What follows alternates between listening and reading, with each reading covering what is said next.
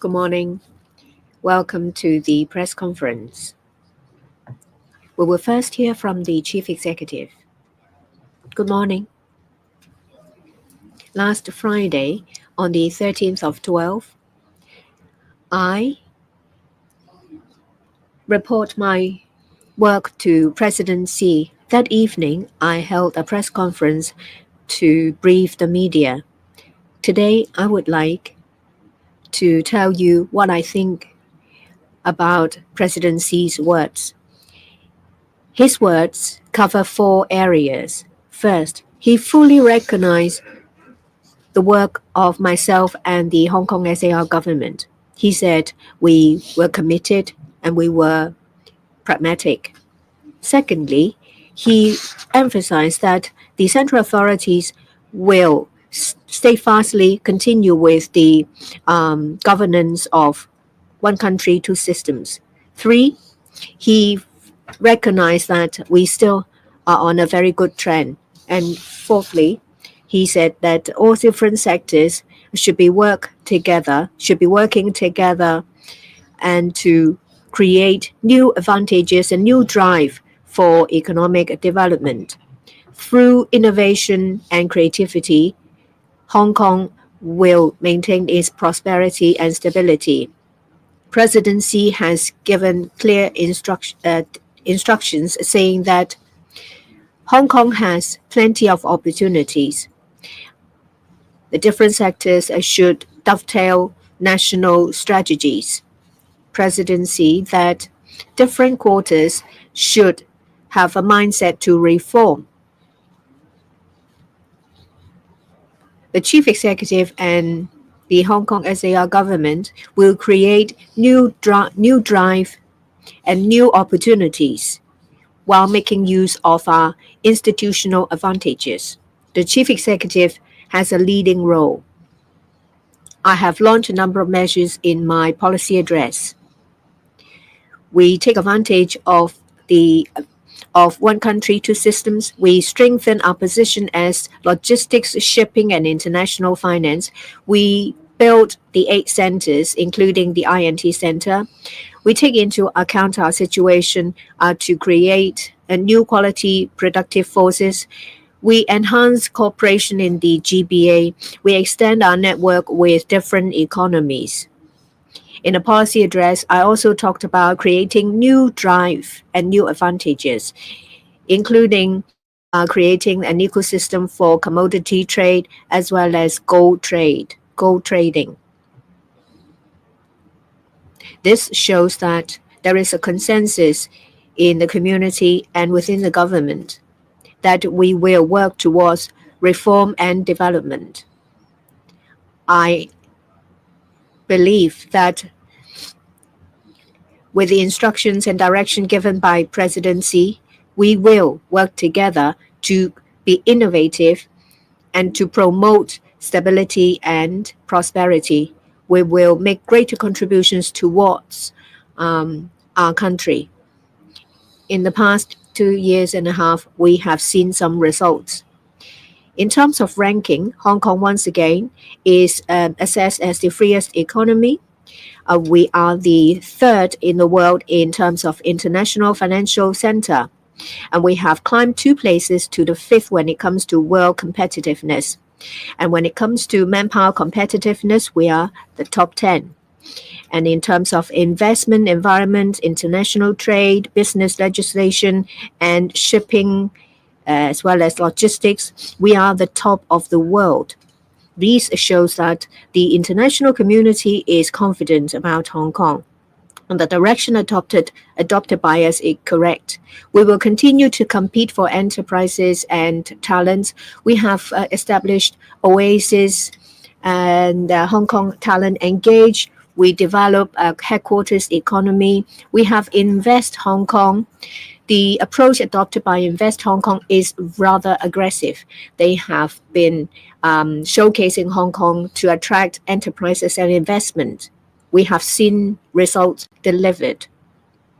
And these have been shown in figures recently gathered.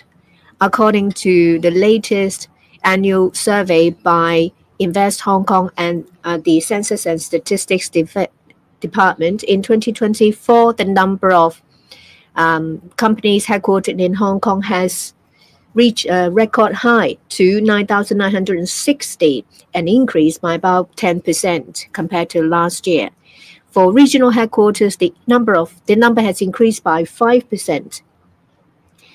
In terms of regional offices, the number has increased by over 4%.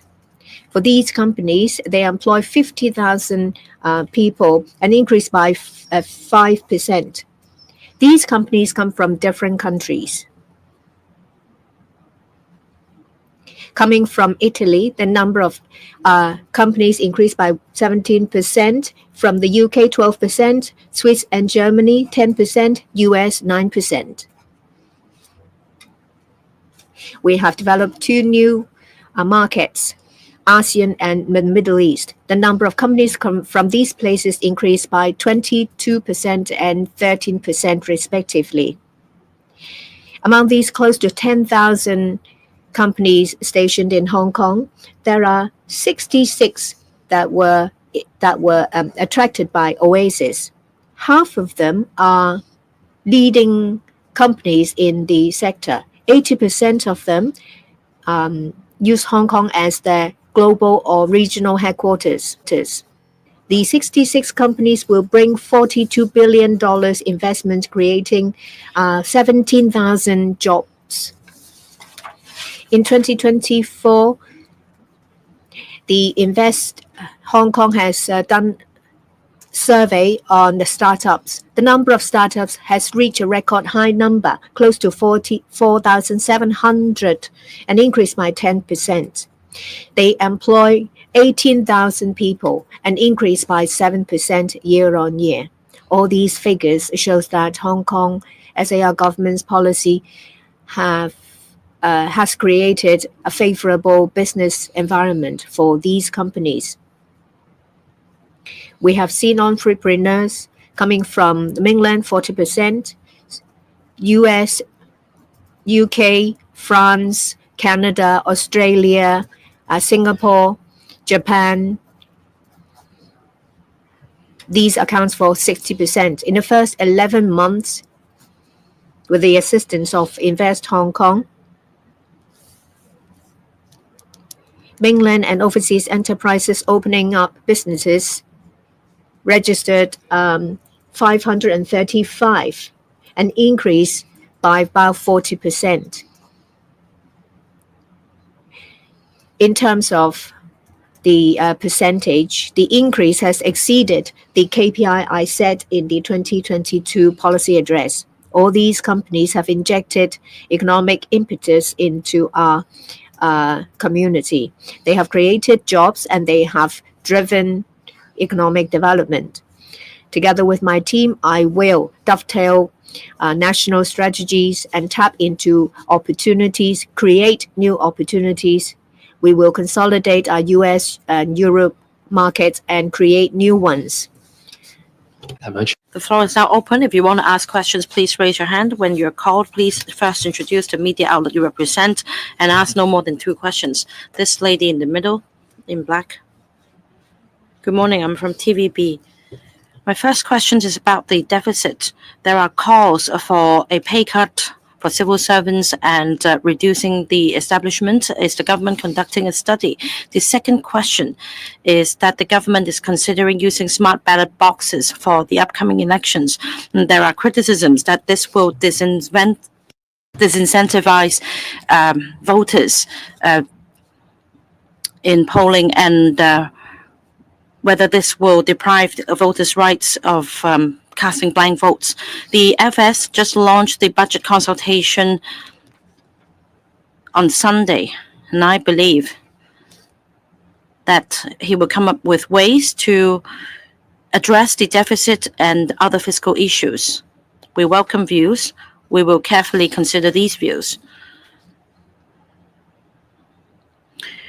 Now, there are always diverse views on different issues, supporting and opposing views alike, and we will consider all the views and balance all interests of society so that we draw up a budget that can address the deficit issue. Now, in addressing the deficit, we aim at tapping new sources of revenue, cutting expenditure so as to drive economic growth and GDP growth. This will benefit all sectors and increase government revenue.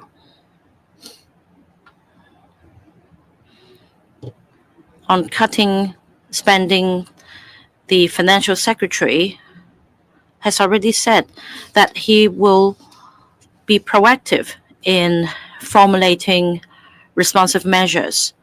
So he will have regard to the circumstances in Hong Kong in formulating this budget.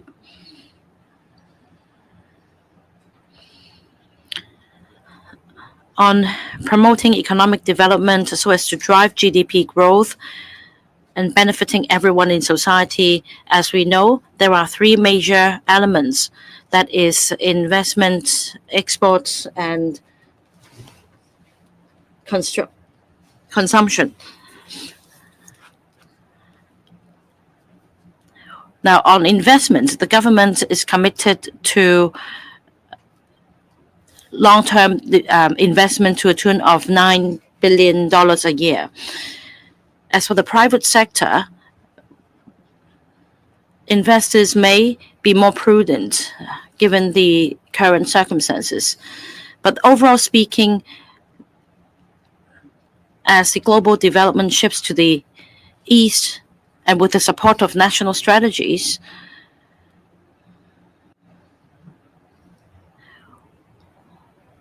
the various measures rolled out by this term of government will gradually yield results.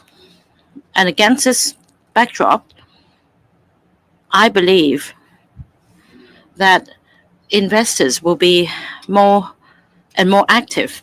Now, on consumption, overall speaking, consumption pattern has changed, but we've seen some very good results in the tourism sector, including since the introduction of the multiple entry IVS for Shenzhen residents. We've seen a rise in visitor figures by up to 20-30% on weekends. And there are more people in the streets.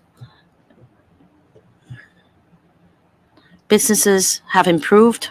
For example, for the jewelry and wristwatch industry, because of the expansion of the multiple entry scheme, businesses have grown by 10-20%, and I believe that will continue to receive more visitors, and this will drive consumption. And we've seen strong growth in terms of visitors from Southeast Asia.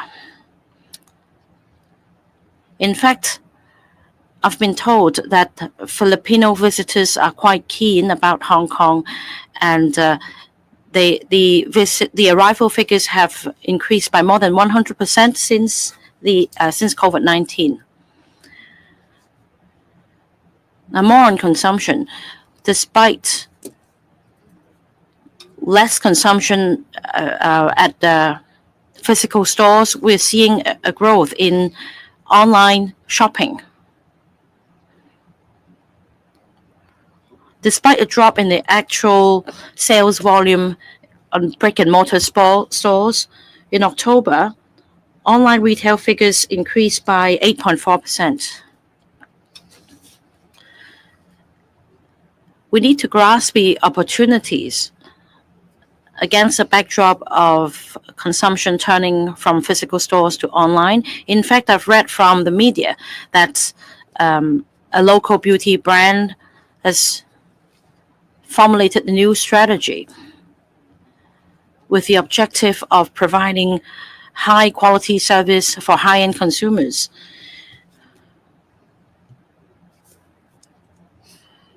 They've come up with new ways of attracting business, and they've expanded their client base as a result.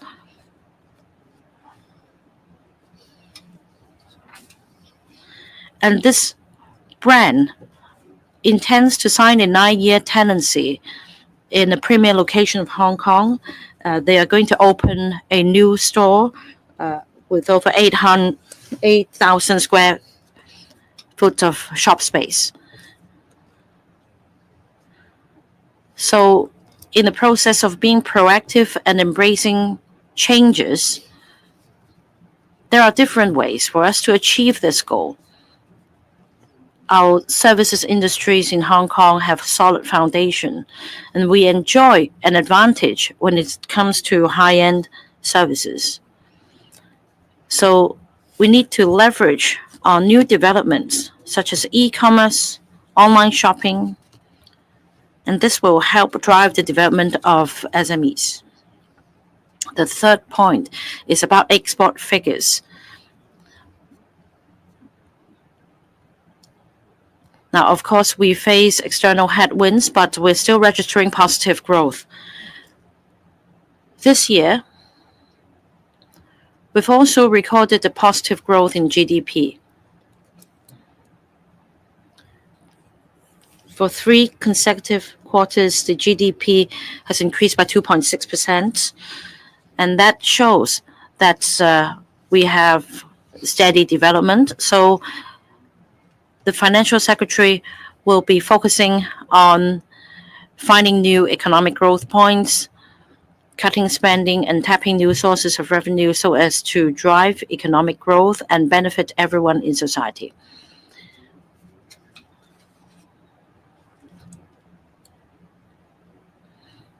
About the smart voting arrangement, we thank everyone for their views. Now, the Secretary for Constitution and Mainland Affairs already briefed the Legislative Council on the latest arrangement. We will make sure that the whole election process will be conducted smoothly, and that voters will find the experience satisfactory. The Secretary will continue to heed views and consider views from different sectors in drawing up his policy. Next question. The one on the left. This is from RTHK. Can you share any tourist data since restrictions on Shenzhen residents visiting Hong Kong were lifted about 2 weeks ago? And what's the expectation for tourist arrivals over Christmas and New Year? And also, a public consultation on the upcoming financial budget is now underway. So what expectations do you have for the Financial Secretary in tackling the rising deficit? Thank you. The resumption of multiple visits for visitors from Shenzhen is seeing very good return of tourists from the mainland, particularly from Shenzhen. And we can see the rise in figures of tourists, particularly over the weekend, which regularly sees an increase of between 20 to 30%. I think this trend will continue, particularly when we will have Christmas and New Year coming very soon, and we will have a firework display for the countdown. So we have to get fully prepared for this opportunity. With the increase in the number of tourists coming to Hong Kong from different parts of the world, in particularly those from Shenzhen, we have to ensure that, first of all, we will treat them nicely so that they all have a good experience and will think of coming back. And I have already seen different sectors have already rolled out measures and indicate that they will be grasping these golden opportunities to ensure that tourists will be well taken care of, and also they will do more businesses. For the government, we will ensure that the whole arrangement for tourists to come to Hong Kong will be orderly, safe, and also it will be a pleasant experience, particularly when they go through the boundary control points. We have already started the interdepartmental mechanism, particularly when the Chief Secretary has already organized a high-level meeting on Thursday to take care of all the transportation and boundary crossing point arrangement. And this includes ensuring that Shenzhen Bayport will be open 24 hours, and also Lok Ma Chau Wongkong crossing point will operate 24 hours smoothly with sufficient manpower, and also transportation arrangement. We will also arrange for the Luowu border crossing point to be opened up to 2 o'clock in the morning, 0200, so as to allow visitors from the mainland who may have to cross the boundary after the firework display to be able to do it conveniently. In the event that they cannot meet the 0200 closing time, then we have already arranged special transportation between Shangshui and also Santin, Lok Ma Chau Wongkong boundary crossing point. And we will be on high alert for the different arrangements. So the Luowu Joint Command Center will be in operation. So will SB's Emergency and Response Center, as well as Transport Department's Emergency Traffic Coordination Center. They will all be in operation, and particularly the Traffic Arrangement Center will be in operation 24 hours.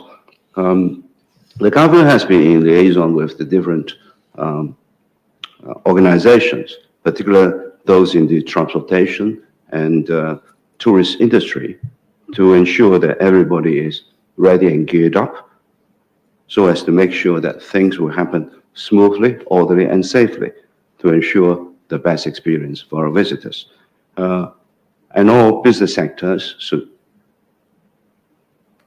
grasp this opportunity to ensure that, well, we will be having a very good Christmas and New Year arrangement for both visitors and as well as Hong Kong people. Regarding budget, the consultation has started this Sunday, and a lot of advice and opinions have already been provided. Financial Secretary has been doing this budget consultation for a number of years, and he will, of course, be taking serious attention to all the opinions and suggestions that are raised, and examined the pros and cons, and also the reasonings and the thinking behind, so as to ensure that the eventual budget will satisfy the overall need of Hong Kong. Yes, we have a budget deficit, but already we have said that we will try to increase income and also to reduce expenditure as well, and to promote economic growth, so the businesses will make more money, as a result of which government will also have more income. So I'm sure that the Financial Secretary will be paying heed to the different opinions and analyze all the opinions very objectively and thoroughly to ensure that the best budget is prepared for Hong Kong. 好，最後一個提問，左手邊有 Last question, this lady on the left-hand side. And from now, about extension of working hours at the boundary checkpoints for the fireworks at New Year. Well, we consider extending the hours on weekends since that we have been receiving more figures more visitors under the multiple entry IVS for Shenzhen residents. I understand that there will be discussions about collaborations with the Macau government, taking the opportunity of the 25th anniversary of Macau's return to the motherland. What will the collaboration be about? Well, the fireworks show will take place at midnight. We believe that this will attract the 12-minute fireworks show will attract a lot of visitors from the mainland, especially since we've seen an increase in Shenzhen visitors on weekends under the multiple entry IVS by 20 to 30% on weekends. So we're going to introduce different arrangements. For example, for Lowu, the BCP operation hours will be extended to 2 a.m. and for Shenzhen Bay and Lok Ma Chau, they will operate round the clock, as well as Hong Kong BCP as well. We will deploy manpower to BCPs and to other locations to ensure that the Christmas and New Year celebrations will be conducted smoothly. For the MTR railway lines, most of them will operate round the clock on New Year's Eve, and we're going to increase bus departures to serve visitors who are unable to catch the 2 a.m. deadline at the BCPs, so that they'll be able to catch a bus to return home. And we are getting ready. For example, the Chief Secretary for Administration already convened an interdepartmental meeting last Thursday.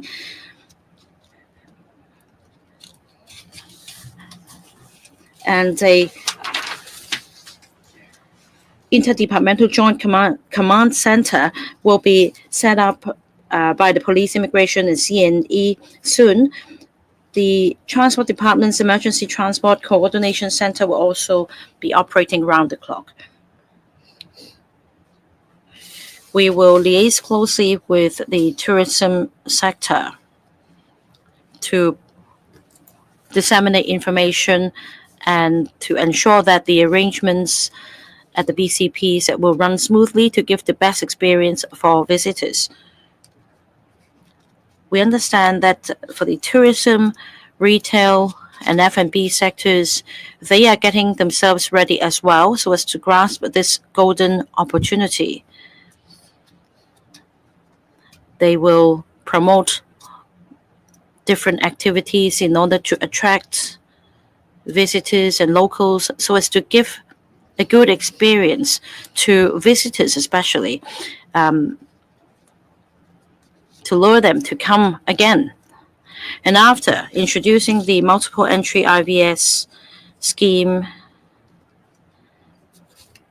we envisage a rise in visitor figures. And according to different sectors, this is indeed the case. The businesses have increased by 10 or 20%. And we need to embrace this opportunity.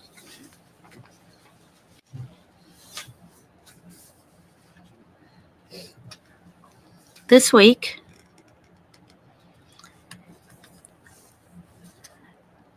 the new term of government in Macau SAR will come into office, and I'll definitely attend the ceremony to congratulate Mr. Shan Hou-fai, the CE-elect. We have a very close tie with Macau. Apart from working with the Chief Executive of Macau SAR, we'll also discuss collaboration on various fronts. And after the new term of government comes into office, I'm sure that Mr. Sam Hou-fai will have a lot to work on. and together we'll promote diversified development, since we have a very good foundation. And in fact, we agree on a number of things. For example, we fully support joint development of the Greater Bay Area. Hong Kong and Macau should also leverage on the opportunities presented by our motherland. And I'm sure that there will be limitless opportunities for us. I'll definitely attend the inauguration ceremony of the new term of the Macau SAR government. I'm going to congratulate the Chief Executive of Macau SAR, Mr. Sam Ho-Fei. We will continue to discuss and collaborate on different matters so that there'll be joint development and we will grasp opportunities together to bring economic benefits to the two places. That's the end of the press briefing. Thank you.